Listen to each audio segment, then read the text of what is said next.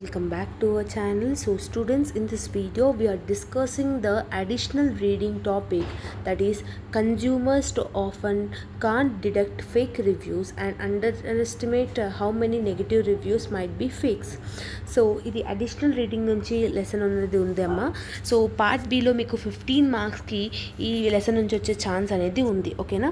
So జనరల్గా మీరు రాసేయచ్చు. So day to day యాక్టివిటీస్లో మనకి రివ్యూస్ అనేది ఎలా ఉంటుంది, ఇప్పుడు ఒక గూగుల్ రివ్యూస్ అనేది మనకి ఎలా దాన్ని కన్సిడర్ చేసి అసలు ఏం చేయొచ్చు, ఈజీగా అనేది మనం ఓన్గా రాసేయచ్చు. క్విక్గా ఈ లెసన్ గురించి ఈ వీడియోలో డిస్కస్ చేయడం జరుగుతుంది, ఓకేనా. అబౌట్ ది ఆథర్ మాత్రం కంపల్సరీగా మీరు నేర్చుకోవాల్సిందే.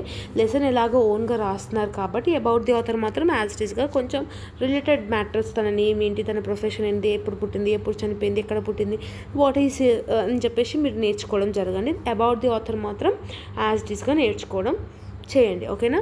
సో ఈ స్టడీలో అంటే ఈ పర్టికులర్ లెసన్లో ఏం చెప్తున్నారు అంటే, సో ఇక్కడ అజీమీస్ అంటే ఆథర్ నేమ్, తను ఒక రీసెర్చ్ చేసిందనమాట.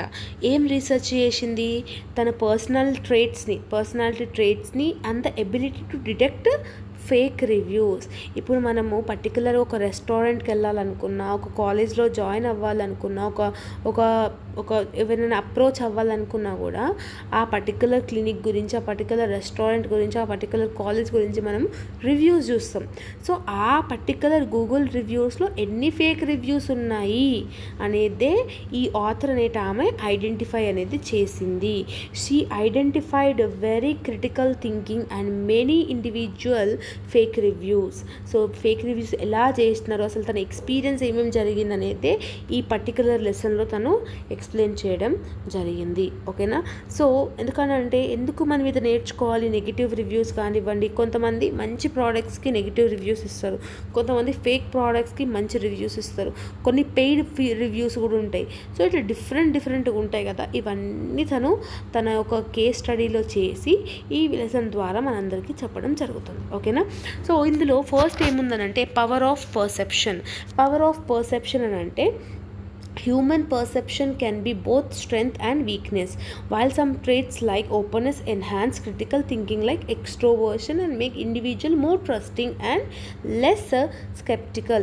For example, మీకు ఎగ్జాంపుల్ ఈజీగా చెప్పాలి అంటే, ఇప్పుడు చాలామంది వీడియో రివ్యూస్ చూడడం జరుగుతుంది. ఫర్ ఎగ్జాంపుల్, ఇప్పుడు మీరు ప్రజెంట్ ఉన్న టెక్నాలజీలో ఇన్స్టాగ్రామ్ స్క్రోల్ చేసినప్పుడు మధ్యలో ఇదేదో ఉంది, ఏంటిది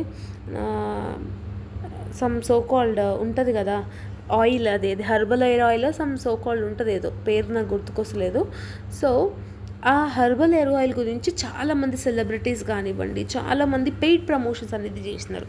సో మన హ్యూమన్ నేచర్ ఏంటంటే, ఎవరైనా ఎక్స్ట్రోవర్ట్ ఉంటే, ఇప్పుడు ఆపోజిట్ పర్సన్కి తను మాట్లాడే కేపబిలిటీ, తను ఈజీగా కలిసిపోయే కెపాసిటీ, అలాంటి ఎబిలిటీ తనకు ఉంటే తను ఏది చెప్పినా మనం ఈజీగా చక్కగా నమ్మేస్తాం అనమాట. అంత కాన్ఫిడెంట్గా చెప్తుంది కదా, maybe it is correct, maybe it is whatever she is saying it is genuine అని చెప్పి మనం ఒక పర్సెప్షన్లో వచ్చేస్తాం కదా.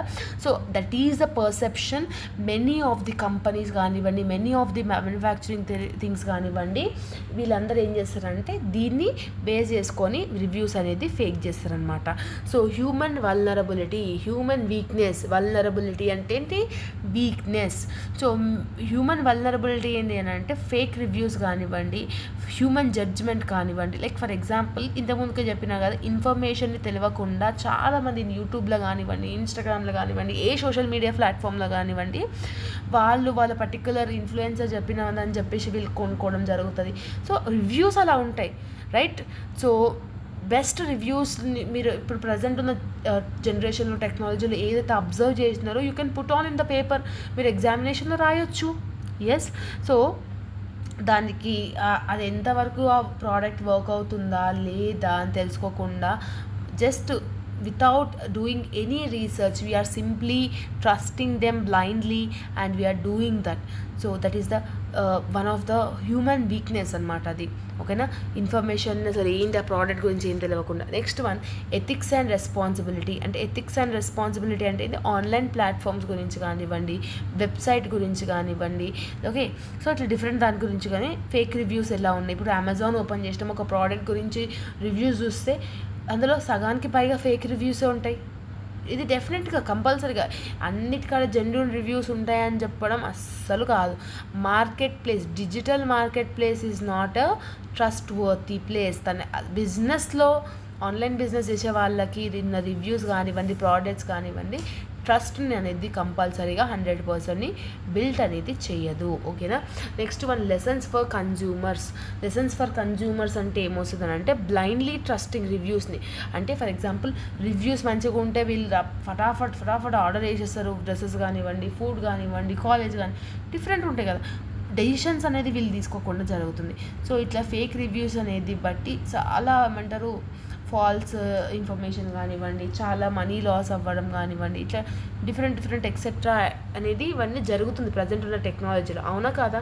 సో ఇప్పుడు లాస్ట్కి కంక్లూజన్ ఏంటంటే ప్రజెంట్ ఉన్న సోషల్ మీడియాలో ఉన్న ఆన్లైన్ ఏదైతే ఉందో, ప్రజెంట్ ఉన్న టెక్నాలజీలో మార్కెట్ ప్లేసెస్ అనేది థింకింగ్ అండ్ కాక్షన్ లాగా ఉండాలి.